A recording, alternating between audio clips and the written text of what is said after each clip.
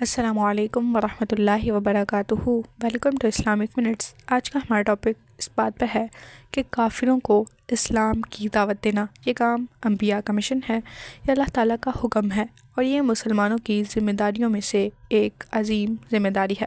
اللہ تعالیٰ نے قرآن مجید میں ارشاد فرمایا، اپنے رب کے راستے کی طرف حکمت اور بہترین نصیحت کے ساتھ دعوت دو۔ اس آیت میں 3 چیزیں واضح ہوتی ہیں۔ دعوت دینا ایک حکم ہے، دعوت حکمت سے دینی چاہیے، لہجے میں نرمی ہونی چاہیے۔ اللہ تعالیٰ نے حتیٰ کہ حضرت موسیٰ علیہ السلام کو بھی فرعون جیسے ظالم کے پاس بھیجا تو فرمایا اس سے نرمی سے بات کرنا۔ رسول اللہ صلی اللہ علیہ وسلم اسلام کی دعوت میں سب سے زیادہ نرم اور سب سے زیادہ مہربان اور سب سے زیادہ حکمت والے تھے۔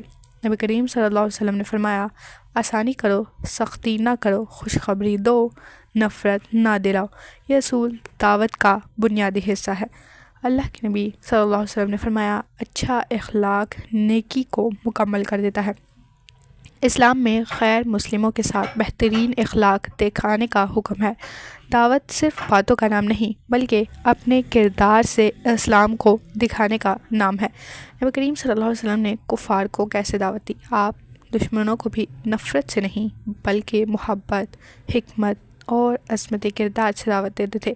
طائف والوں نے پتھر مارے مگر آپ صلی اللہ علیہ وسلم نے ان کے لیے ہدایت کی دعا کی۔ آپ صلی اللہ علیہ وسلم نے مکہ کے سرداروں کو عزت سے خط لکھا، اور آپ صلی اللہ علیہ وسلم نے نجاشی جیسے غیر مسلم بادشاہ سے نرمی سے بات کی۔ یہی اسلام کا اصل چہرہ ہے۔ نبی کریم صلی اللہ علیہ وسلم نے فرمایا، اگر اللہ تمہارے ذریعے ایک آدمی کو بھی ہدایت دے دے تو یہ تمہارے لیے سرخ اونٹوں سے بہتر ہے۔